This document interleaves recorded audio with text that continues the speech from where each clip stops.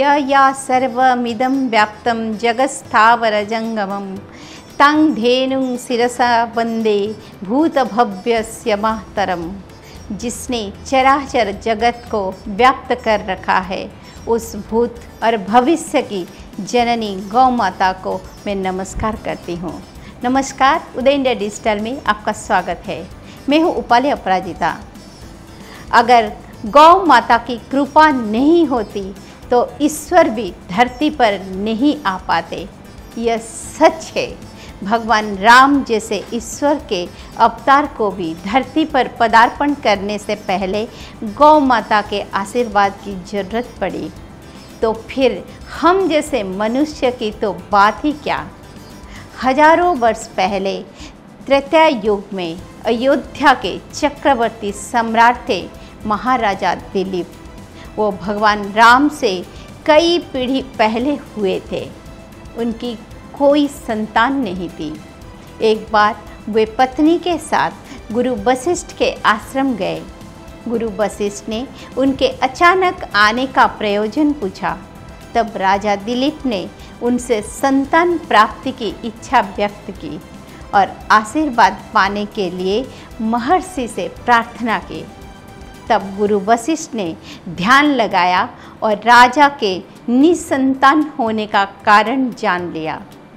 उन्होंने राजा दिलीप से कहा कि राजन, एक बार जब आप देवराज इंद्र से मुलाकात करने के स्वर्ग से पृथ्वी पर लौट रहे थे, तब रास्ते में माँ कामधेनु खड़ी थी, लेकिन आपने उनको प्रणाम नहीं किया, जिससे वो नाराज़ हो गई।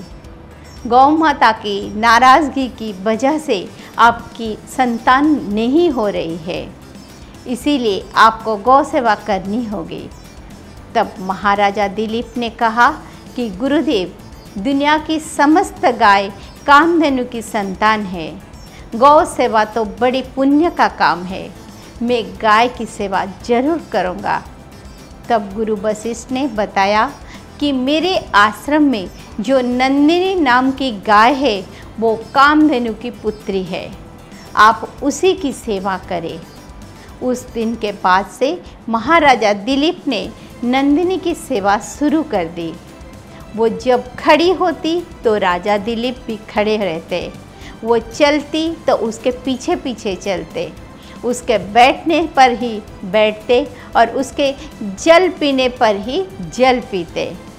संध्या के समय जब नंदिनी आश्रम को लौटती तो उसके ही साथ लौट आते। उनकी पत्नी महारानी सुदक्षिणा नंदिनी गौ की सुबह शाम पूजा करती थी। इस तरह से महाराजा दिलीप ने लगातार 1 महीने तक नंदिनी की सेवा की। एक दिन महाराजा दिलीप वन में कुछ सुंदर पुष्प को देखने में व्यस्त हो गए। इतने में नंदिनी आगे चली गई।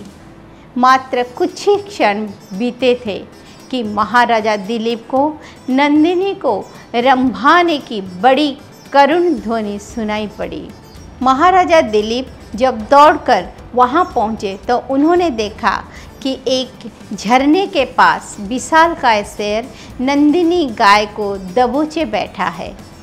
राजा दिलीप ने शेर को मारकर नंदिनी को छुड़ाने के लिए धनुष उठाया और तरकस से बाण निकालने लगे, तो उनका हाथ तरकस से ही चिपक गया।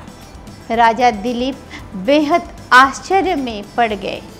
तब उस विशाल शेर ने मनुष्य के आवाज़ में कहा कि राजन, मैं कोई साधारण शेर नहीं हूँ, मैं भगवान शिव का सेवक हूँ। अब आप लौट जाइए। मैं भूखा हूँ, मैं इस गाय को खाकर अपनी भूख मिटाऊंगा। महाराजा दिलीप के प्राण सूख गए। वो विवश थे, क्योंकि वो हथियार चला नहीं सकते। इसीलिए उन्होंने बड़ी नम्रता से शेर से कहा कि आप भगवान शिव के सेवक हैं, इसीलिए मैं आपको प्रणाम करता हूँ।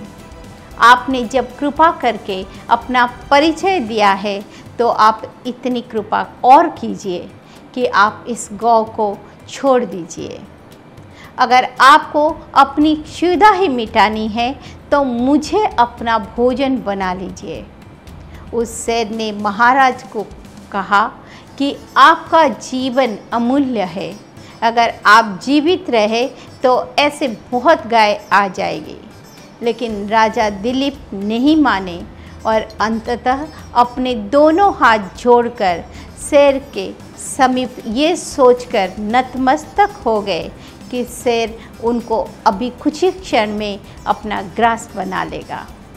लेकिन तभी आश्चर्य हुआ, वो शेर गायब हो गया और नंदिनी उठकर खड़ी हो गई।